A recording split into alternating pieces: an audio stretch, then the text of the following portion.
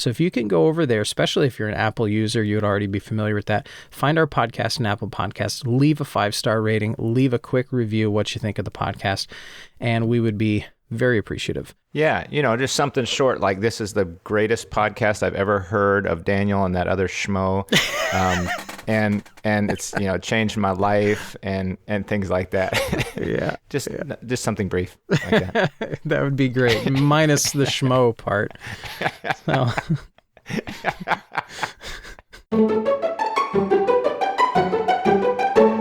You're listening to Reason Together, the podcast for Christians who think about stuff. I'm your host, Daniel Fox, here with my great friend, Thomas Balsamo. How are you, Tom? Good. Doing fine this morning. Good. And we've just enjoyed a conversation off the air, and now we're starting another conversation on air, I guess we would say. And we'd like you to be part of the conversation. And that by doing that, of course, we can't call in right now, but you can write in, and that's at reasontogetherpodcast@gmail.com. Send us your thoughts, any questions you might have, disagreements, or just something that pops into your mind. You say, well, I wonder about that in life. What does the Bible say anything about that? Or what seems to be right or wrong there? And we would be glad to entertain talking about that, not necessarily giving you an answer, but helping you to reason through it. Yeah. That's what we're about here. And we do want to put out a thank you to our patrons over at patreon.com/reasontogether. They are the supporters of this podcast, and they help us out with their hard-earned dollars. And we do appreciate that you're willing to do that. That really does mean a lot to us. This is one of the things we were talking about before the episode, really, is we're just blessed by the fact that people find this helpful. Yes. Yeah, I really am blessed and encouraged by that. Yeah, and we do appreciate you willing to support that on that basis. So if you'd like to become a supporter, you can go over to patreon.com/reasontogether and sign up for one of the various tier levels we have there, and you'll be off to the races as part of the Patreon family at Reason Together Podcast. There you go. Additionally, we have been over the last several weeks putting out feelers for hiring an editor for the podcast. I wanted you to know that position has been filled. We did have 3 applicants to that, and thankfully we found one, and he's actually already done the last episode. So this is episode 122. If you've listened to episode 121, you might have noticed, if you have a discerning ear, you might have noticed an upgrade to the quality. Because the previous editor, man, he was just a schmo, and that guy... He was just an amateur, didn't know what he was doing. Schmo. I would say we fired him, but...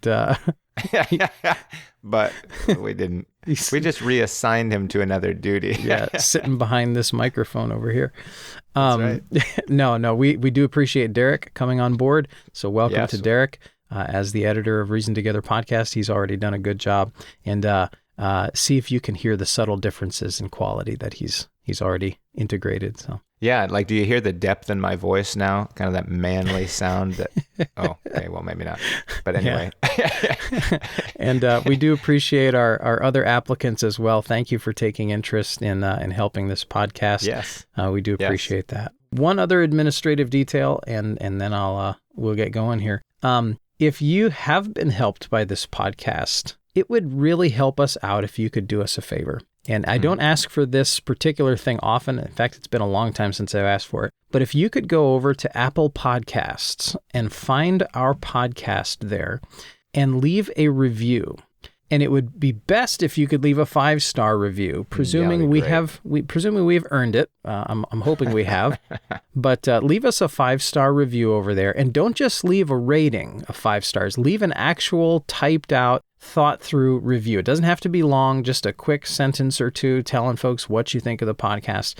That would really help us out. Not to get into the technical details too much, but with the way that our podcast is syndicated is through Apple Podcasts primarily, and it is kind of fed out to other platforms as well from there. So one of the things that helps our podcast rankings is to specifically get reviews on Apple Podcasts.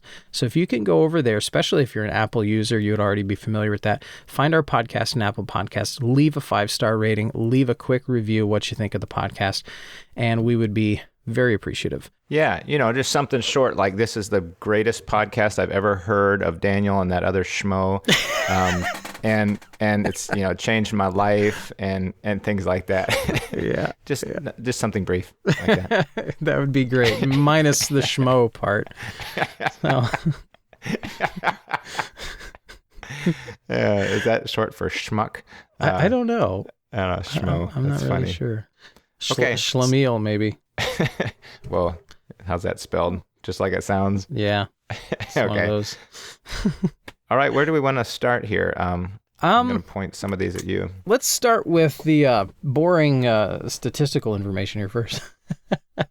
Yeah, I've got a thought on that. Just I read the headline, but go ahead. Yeah, this is an article that I saw just this morning, actually, and this is from the Daily Wire. And I shouldn't say it's boring. I actually found this quite interesting to read, but I have some thoughts on it. I wanted to see what yours are. This is an article from the Daily Wire. It says U.S. church membership dips below 50% for the first time. It says the number of Americans who belong to a house of worship has dropped below 50% for the first time since polling began, according to a recent study from Gallup. Americans' membership, keyword, Americans' membership in houses of worship continued to decline last year, dropping below 50% for the first time in Gallup's 8-decade trend, the polling group discovered. In 2020, 47% of Americans said they belonged to a church, synagogue, or mosque, down from 50% in 2018 and 70% in 1999. They said the decline in church membership is primarily a function of the increasing number of Americans who express no religious preference.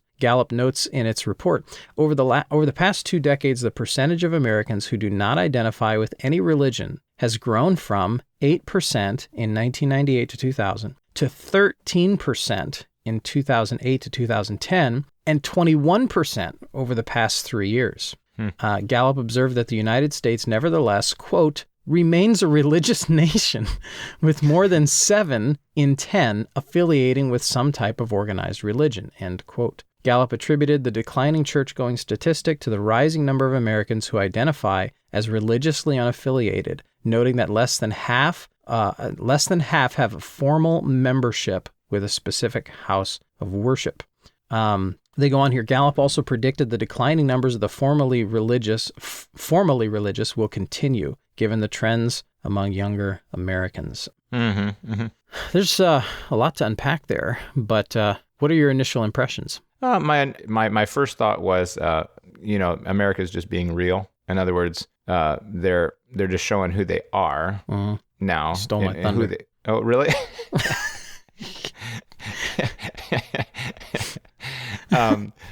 Sorry about that. That's okay. Go ahead. Yeah, and so what you said was basically over 70% have an affiliation, less than 50% have a membership. Yeah, and it's just the consequence of a prolonged campaign, if you will, of secularization, and that's evident where people are like, there's enough confusion in the marketplace of ideas that they're like, I'm not really into investigating it out. I really don't have a preference one way or the other. Just whatever, live and let live. And so there you go. Well, it said something about people growing less and less likely to have a preference, which almost implies that people know enough to make a decision about what they prefer. And I was thinking about this last night, that That's funny. most people today that would call themselves religiously unaffiliated, I would bet don't even know what the differences are between churches. No, don't have a clue. Other than, well, this one has a nice feel to it. This one has a nice auditorium, or this one has nice music. But as far as the actual differences, the substantive differences between churches, people just don't typically get it. So this is almost presuming that people have the ability to discern and one that's church a good from point. another. How many people don't know the differences? And I don't want to slam that too hard because, you might be sitting in the pew of a church and somebody says, well, what's the difference between you and a something or other? Well, if you've not studied that, I can understand why you don't know the difference. However, how many people sitting in the pew don't even know what defines them as a body of believers? Like, why am I a Baptist? Or why am I what is the defining characteristics or doctrines of the group to which I belong? And if you don't know what you are, then you're certainly not going to know what the differences are. And then how can you have a preference of any substance? Right. Well, I think it's interesting that the article makes the distinction is specifically not about church attendance, but about membership, which is I think an important distinction, because you and I, and I'm presuming you would also think this, that church membership is a good thing and even a biblical thing, and it's a better thing than simply being a church attender. Right. What do you think is perhaps the number one reason for church membership? Why should someone join a church instead of just attending? I'd say maybe a couple were sort of bouncing around there. Part of me wants to just say your association with them. If you come to understand what is the church, and I just recently preached on this, you can kind of see it. The debate for a long time has been the local church versus the universal church, and people really balk at the concept of the universal church. I like this term better. The church is a family. In some ways, it can be illustrated well as a family, and there's your immediate family, and there's your extended family. And so, like, I have my kids and my wife, and we are an immediate family, and we share a relationship with each other that no one else experiences in the same way. We have a connection with each other. Now, my son's going to grow up, and he's going to get married and go off, and he's going to create his own immediate family. And then my other son's going to go off, and he'll get married, and my daughter will go off. And so my kids will go off, and they'll create their own individual families who will have that same connection amongst themselves, and yet not between each other. You know what I'm saying? Yeah. So they'll have brothers and sisters and siblings, but then they'll be cousins, but the cousins aren't as close as the siblings. And that's, to me, a similar concept of what the church is. Yes, our local church is that immediate family. Now, we're related to all the other true churches. We are part of the same family, part of the same body. We are all related to Christ in the same way. But with our local congregation, we have that unique bond, if you will, and an obligation in our geographic area of having an influence. And so if someone understands this body, this local body is what I'm supposed to be a part of. Yes, I'm related to all believers, but I'm engaged with this body right here to have an influence right here where we live in our community. Then I would say that membership says, yeah, guys, I'm a part of you. I'm with you. And not just, I kind of like, you're sort of nice. I like you. You're okay. But no, I'm a part of you. And it demonstrates an engagement and a willingness to serve, because much service can't be done without membership, at least by our means of going about it. Well, I had asked a friend of mine one time this question several years ago. He's a pastoral assistant down in Pennsylvania. I said, what is the number one benefit you think of church membership? And the first word out of his mouth without hesitation was accountability. What do you think? Would you agree with that? Yes, to some degree. I'd say that's one major one, because you're making yourself a part of the group that says, I'm connected to you now, I'm accountable to you, and you to me, because we're a part of this. And it's not just, I come here, don't tell me what to do, but no, I'm a member here. And so I'm holding myself to certain criteria, if you will, even to say the covenant that I've said I would do certain things, and I expect you as my brother and my close relationship in this body to be a certain thing. And so I think accountability and accountability to the preaching and to service. Overall, however you define it, I think accountability is certainly a major factor there. That's good. Yeah, and I wonder if that may be part of the trend in people attending churches but not joining them. When you look at this article here, it's specifically targeting on membership. People are, they according to the article, religious, but they're not joined to any organized church, anything like that. Now, I don't know how it is by you, but here there is a massive and formidable trend against organized, and I'm using this term loosely, organized religion here, that people will say... Generally, against organized religion. Wow. Well, here it's an epidemic, honestly. You can't keep people in churches for any length of time here, at least from my own personal heuristic. Good example of this, there was a family that had come to our church a while back, and they no longer attend because after, it was probably 8 months or so, I would think, just in casual conversation after church, I asked, so would you guys ever consider church membership? And it got very awkward very quickly. And it was just an honest question, right? Not trying to pigeonhole anybody. It's just, so you guys ever think you'd consider church membership? Within weeks, they were gone. And what it came down to in conversation was basically that they viewed church membership as a way that pastors try to lock people under their authority. Well, and you know, unfortunately, they likely were in a scenario where that was the case. That is true. That's not untrue of every pastor. That is true. They had a bad experience with a pastor who emotionally, spiritually, and I would say psychologically abused them. Yeah. And because of that bad experience, when church membership is brought up, they don't want anything to do with it. They want the benefits of church membership without any of the obligations of church membership. Yeah. And I could see at first, when you're a spiritually wounded person like that, I can see the value in being a little cautious. Sure. But when it's been years, you know, and you've had time and perspective to think about things, you know, you can't throw out the necessity of biblical church membership just because you had a bad experience at one. You can't then comport that onto all churches.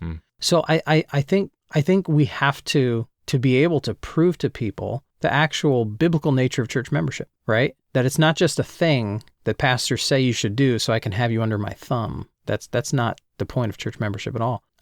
What would you say is our best biblical case for membership? In other words, if this article holds true for anyone that's listening in our audience, if someone out there is thinking, I don't like organized religion, and I am attending this church, but I want the freedom to be able to hop around to these other churches, what would you tell them is the best case to be made for settling and joining a church? It goes to me back to the issue. You know, membership isn't to me the primary issue. The primary issue is doctrine and who we are. Well, sure.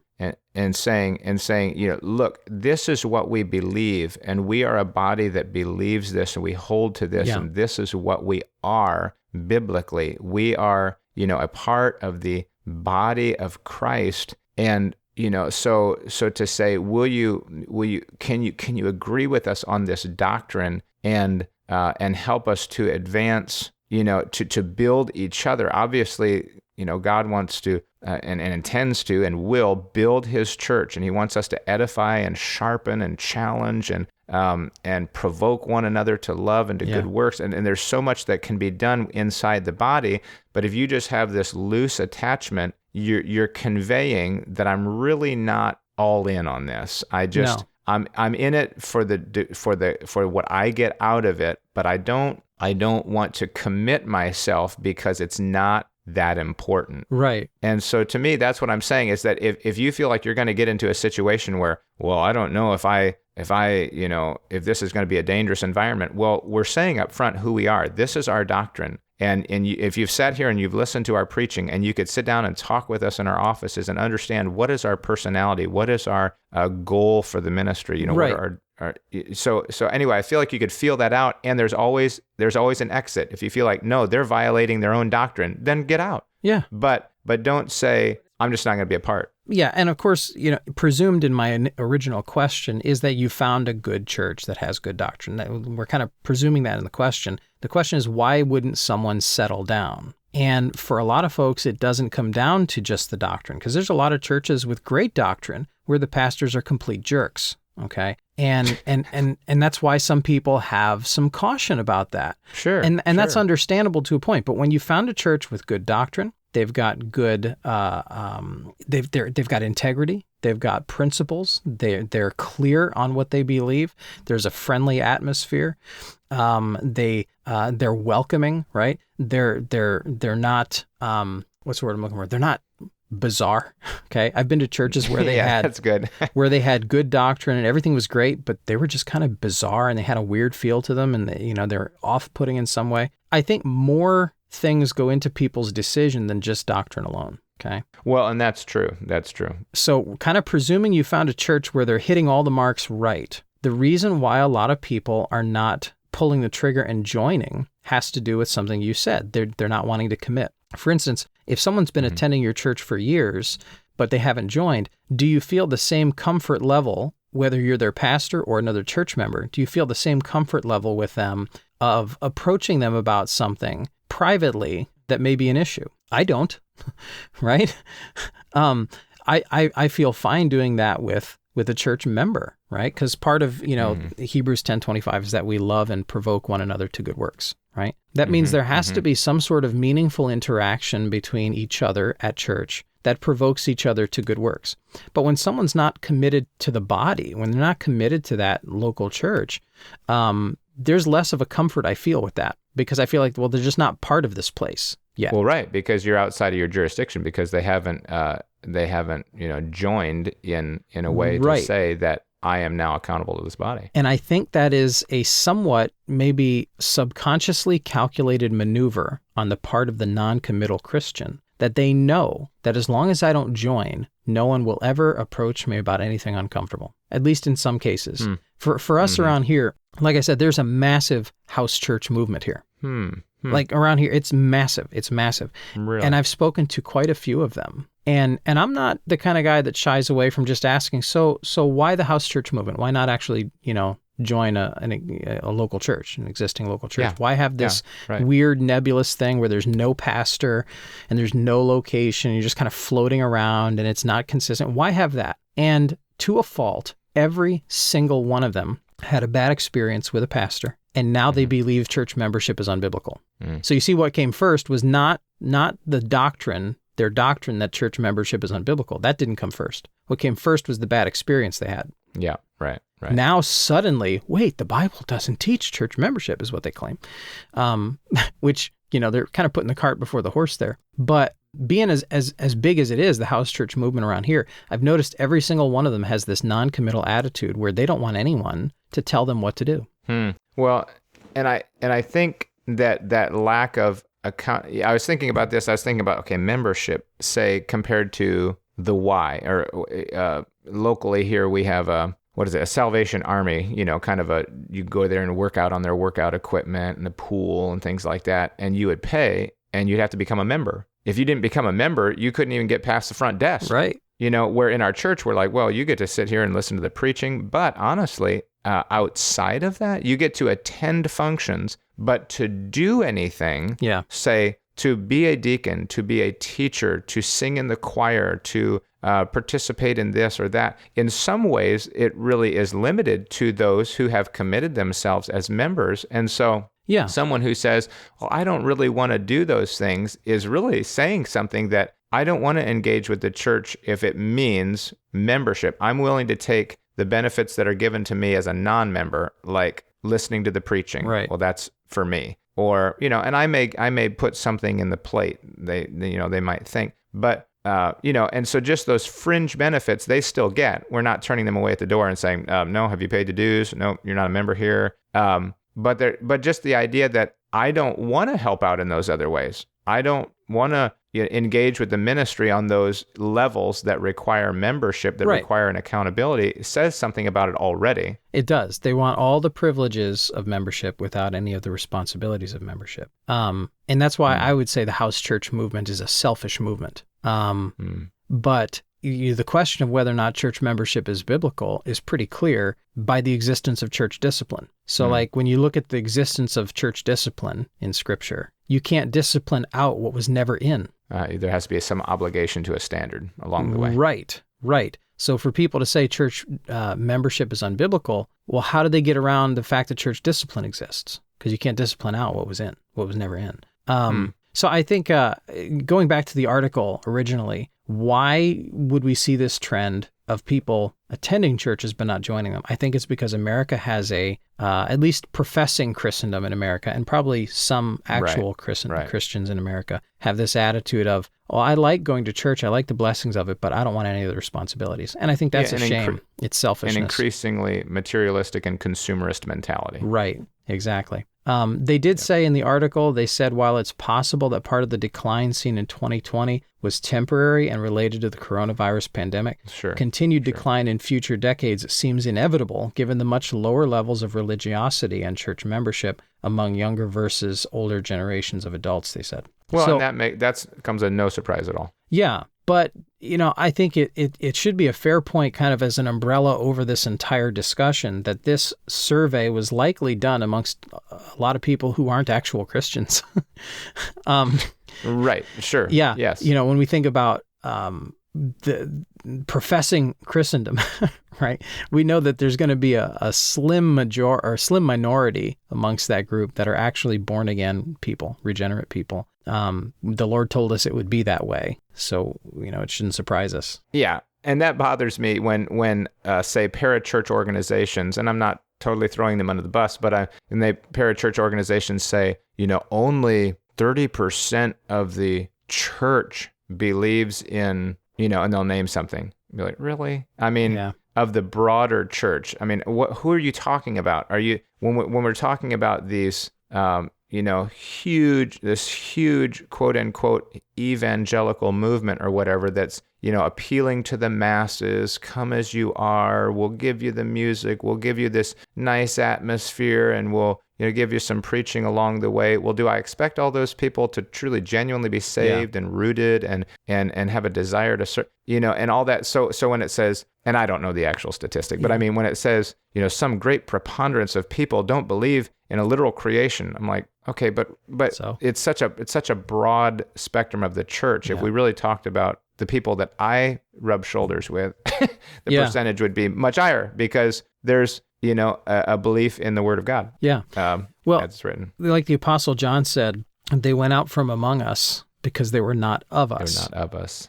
And I couldn't help but think of that as reading through this article. I think we often think of that as someone's physical presence, right? They leave physically from the church. That means they were not of us, right? But I think there's a case that can be made that someone's heart should also be in that as well. That they not only went out from among us physically, but their heart wasn't in it either. Okay. That it preceded their leaving. It preceded their leaving, yes. So when we see people wanting the benefits of church membership without any of the privileges, in a sense, their heart is not in it. Okay. And I'm wondering if we should be including that as well in the application of John's verse there, where he says they went out from among us because they were not of us. That this decline in church membership has to do with, there's a lot of people that just aren't really born again. Well, yeah, I mean, and it doesn't mean that if someone, leaves your Baptist church to go to another Baptist church, they're not born again. No, not what I'm saying. But what you're saying is their heart's not in it, and what you're saying is looking at the overall poll, it's declining because people aren't born again. Well, sure. Yeah. Yeah. People are leaving religion because they were never saved in the first place. Yeah. So why would they have a desire to continue in religion? Well, I'm growing increasingly convinced over the few years that I've been in ministry that someone's relation to a local church says volumes about them spiritually. And it's almost as if the Lord designed the local church to be, in a sense, a visible, a physical, geographical microcosm of what's going on spiritually in someone's heart. So it's as if, when someone is not faithful to a local church, it says a lot about their heart, right? And I know there's mitigating factors, right? We have shut-ins and people who can't come to church. Oh yeah. I realize that, I'm presuming that we're taking a balanced perspective on this. But, someone who kind of shrugs off local church membership, I think that says something about them spiritually. Yes, and I see what you're saying. And I think on the other side, though, it's not to say this equally balances out what you're saying, but I will say on the other side, though, some seem to be faithful. It doesn't guarantee that they are a spiritual person. Correct. They're very loyal, but they may be somewhat shallow yet, because it's been hammered into them that you be faithful, which without really understanding what faithful meant. Right. And so I think there could even be some who aren't, in the eyes of some of us, we say, well, I think faithful is, being at every service. Well, that's pretty good. That's a good start. But could somebody be faithful to the Lord without being at every service? Yeah, I think there's a potential there. I mean, and then there's some who are loyal, yet they're kind of shallow in some ways. Yeah. They just, yes, sir, preacher. Yes, sir, preacher. There's a balance there too. But no, but that's not to discount what you're saying as far as if people are not faithful to church, it really manifests a hard attitude. Yeah, sure. Yeah. I agree. Good. All right. Well, let's move on from that. Did you have anything in particular on here that's kind of piqued your interest? There's one that kind of runs into the same subject we've just been talking about, kind of an extension of that. Yeah, why don't we just hit that one real quick? Okay. All right. This question from me here, titled "Reasonable Excuse," and you have at your church the same church constitution that we have here, with some modifications just for sake of language and such. Mm-hmm. But there's a clause in our constitution about inactive members. Okay, Mm-hmm. and it says inactive members are those who, without reasonable excuse, neither attend the regular services of the church nor contribute financial support to the ministry of the church for a consecutive period of 3 months. And of course, this is a church constitution. This is, it's very clear in the document itself that this is not the Bible, basically, that this is not Right. exhaustive of all that we believe. The final Sure. authority is the Bible. So when you look at something like the church constitution, it is somewhat arbitrarily decided, 3 months, right? That's what's in it, 3 months. Sure. And it says these words, without reasonable excuse. Mhm. And this past year, and it grates on me to bring up the pandemic, on the podcast. I'm tired of talking about it, but this Are subject you of, sick of it? Oh, sorry. come on, man. But it says here, Brother. come on, man. I don't know that many people are getting that reference. Yeah. I couldn't say it presidentially enough, I guess. But it says inactive members are those who without reasonable excuse neither attend or contribute financial support for 3 months. Reasonable excuse is a phrase here that it has some elasticity to it, you might say. Yeah, intentionally. Intentionally. So it's left up to someone to determine what is a reasonable excuse to not be in church. And I think for the most part, for the last year, pastors and churches have been, at least from what I have seen, fairly gracious with people who've not been in church for like a year, and understand that there are some for which that would be a reasonable excuse. They've maybe got some health issues, or they're elderly or whatever. Maybe their immune system is already compromised in some other way. That to me would seem a reasonable excuse, right? But to me, and maybe I'm out of line here, but if someone is, middle-aged, they're healthy, they're vibrant, and let's say they've even gone far enough as to get vaccinated, right? And that's a topic for a different day. But according to all the literature that I've seen, they're saying if you've been vaccinated approximately 2 weeks after your second shot, right, because it's a 2-shot course, that you should be able to resume life as normal. With only 2 masks. Yeah. Oh, just kidding. Okay, no, maybe not. Okay. With I'm not only entirely 2. kidding, but okay. No. Yeah. Well, even that depends on who you read. A lot of the data suggests that once you've developed immunity, whether by either having the virus or by getting the vaccine, Then there you're should be pretty no good to go. reason for masks. Okay. Yeah, right. None of the data I've seen supports the continuation of any kind of restrictions after someone has either had the virus and recovered from it or developed immunity by the vaccine. So for me, a young person who has had all of that, they've been vaccinated or maybe they've had the virus, who's still out of church for like the last year, to me, that starts to look like kind of an unreasonable excuse. Am I out of line? No, not really. I mean, I guess my mind, where my mind is going is to the conversation. Okay, I sit down at the person's table and I begin to talk with them about, we're missing you at church. I'm aware that you've had the vaccination, and as far as from what I can tell, and I'm speaking for you in a way, I'm a data guy, and I've looked at the data. I've read things, and from what I can tell, you're out of the water. You're looking good. So my question is there something you're fearing? Can we deal with this fear, or is there something that we need to talk about? Has someone hurt or offended you? Because we're missing you, and I feel like there's no physical threat to you being in church anymore. That's kind of the way I would approach it, and see what comes out of it. No, I'm just afraid I'll get sick. Well, I think it would help us to do a study of fear. Would it help you if I shared some articles with you? What would convince you that you're safe to come back? I wouldn't immediately say, look, by what I've read, you're safe to come back. You've had the vaccination, so if you don't come back in 3 months, you're on the inactive list. Right. I would take. That was my next That was my next angle on this question, is kind of the difference between Andy Taylor and Barney Fife. Okay. Right. There's so many good illustrations from the old Andy Griffith Show, right? That's right. Rule number 1. Right. Obey all rules.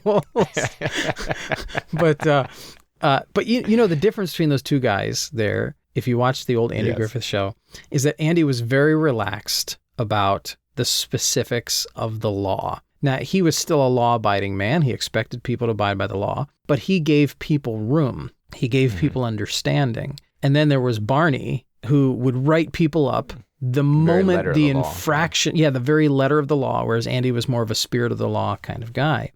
And I look at our church constitution, and I'm wondering, do I lose credibility as a pastor if I don't follow the Constitution? If I give more spirit of the law interpretation of it, do I lose credibility the next time I decide to actually act on the Constitution? Well, each guy, I think there's a benefit in the elasticity there, and that permits each leader to handle it as he feels led, if you will, by the Spirit, as he feels that he ought to navigate step at a time this situation. He'll lose credibility if he's not consistent in his application of it. Credibility also has to do with the person judging you. So some people will say, Pastor, they may bring up in a deacon's meeting, look, this guy hasn't been here and we noticed this. And you can say, well, I've talked to him and this and this, and this is the reason I'm not doing it. And they may say, well, I appreciate that you're not just willing to hatchet a guy right away. And so you don't lose credibility. But now to a strong guy who says, no, man, we ought to be doing this, and you ought to put your foot down, and boom, boom, boom, you lose credibility with him just because of their point of perspective. But then is that maybe the opposite of consistency then, if I'm handling it differently from one person to the next? No, not necessarily. Not necessarily? Okay. It's like in parenting. You don't handle every child and every offense the same, though you want obviously a general consistency. I think you even give yourself room for some exceptions. Now, I'm not putting my finger on an exact one, but I'd say I don't think I could tie myself to a standard and say, well, honey, you did this and you're going to get the punishment regardless of any other circumstance. Well, sometimes the teaching moment, the fact that they, let's say, you're not supposed to stand on the furniture, and you stood on the piano bench and you slipped off and you cracked open your head and bit through your tongue.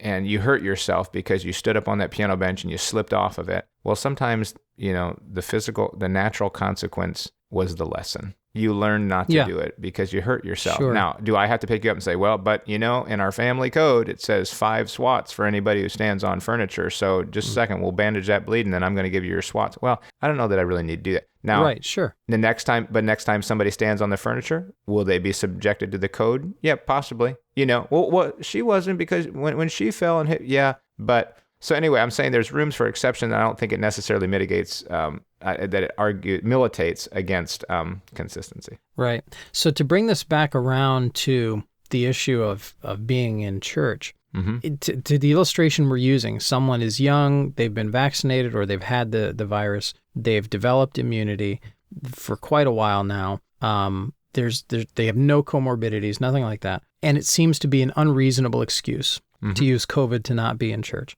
Right. And let's say we've even given grace, we've given room for them to come back. Sure. We've not been immediately, it's been exactly this date, now they're cut off. They're an inactive member. Let's say we've even given room. When you have that conversation with them, like what you illustrated earlier, if they're still unconvincible, whether it be because of fear or some other reason, if they're still unconvinced that they need to come back physically to church, what then? Yeah, I would have to do some thinking on that. I don't know. I'm not entirely sure that I would have to have the conversation because also by your bylaws, it's if they don't communicate financially with the church. So assuming that they haven't given the entire time and they're not attending, because someone can not be attending. They can be a shut-in and be sending their tithe in every few weeks, and they're still communicating with the church and they're an active member but in that way. But if they haven't been giving and they're not coming and you've already had the conversation and you've given grace, I would imagine that maybe in that conversation you've said at a certain point, according to our bylaws, if someone doesn't communicate with the church, it doesn't come to church in a few months, they end up being inactive. And I'm, and that's what I'm trying to that's a small thing of what I'm trying to prohibit here. I'm trying to get you involved and trying to get you in a place where you can be in a better place. Right. But that as a secondary issue could be the case. That could have even been mentioned in passing, so they know that's coming. And when they come back 6 months later and they're inactive, then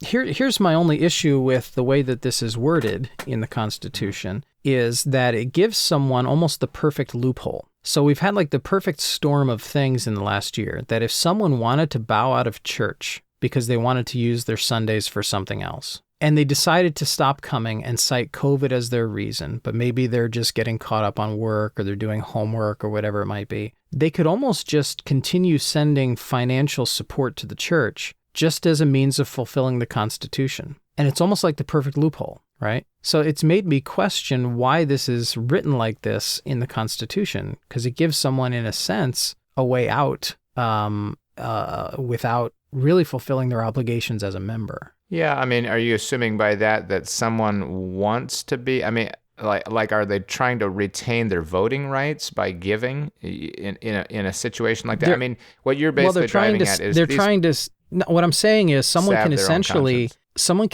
try and stay on the moral high ground. Not that they're trying to keep voting rights or whatever, but they're trying to stay in good graces. They're trying not to look like a person who's bailed on church. They're trying to look like a person who we should have sympathy for and say, well, I can't come because of COVID and because of this, but I'm still contributing to the church. So I'm still a solid member, still in good graces and all of that, in good standing. So in a sense, they're trying to maintain good graces and maintain moral high ground when in actuality, maybe they're using COVID as an excuse to use their Sundays for something else. Yeah, well, I would say that, if they continue giving to the church and they're maintaining that connection, it means you still have the right and the obligation to pastor them, which means more than simply praying for them. It means looking out for their best spiritual interest and trying to feed them. If that means once every few weeks visit to their home and a phone call to say, I'm concerned about you. I think we need to be changing this. Are you sure nothing's, and at some point it could involve a confrontation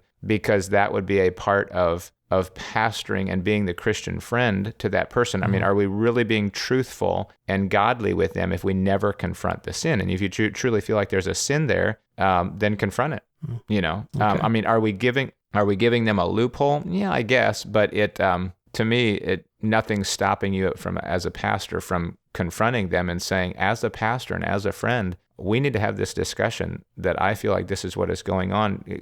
Convince me different. Yeah. But. Okay. Good thought. And I'm sure there's other people out there listening who are probably thinking about this too.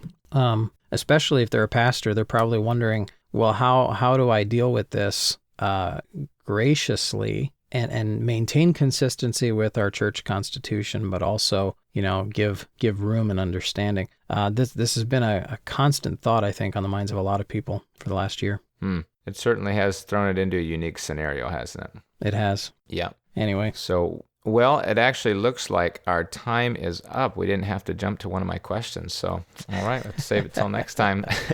All right. But we want to thank you again for listening. And I appreciate so much as I hear people, say that they love the podcast or they comment on how it's been a help to them. That really is a blessing and an encouragement to us. And if you have any thoughts you want to send our way, something about what we've talked about, your take on our discussion today, or a totally unrelated question that you'd like us to consider discussing on the podcast, then please feel free to send it our way at reasontogetherpodcast@gmail.com. Yes, and if you do get a chance to go over to our website, that's reasontogether.fm, we have made some changes over there. We've done a complete reworking of the website. It's got some new visual graphics right on the homepage. It's got featured episodes. And if you scroll down a little bit on that homepage, you're going to see some new things that are going to be up and coming here in the next few weeks and months at reasontogether.fm. We are very excited about where the Lord is leading this podcast and the advances that we're seeing.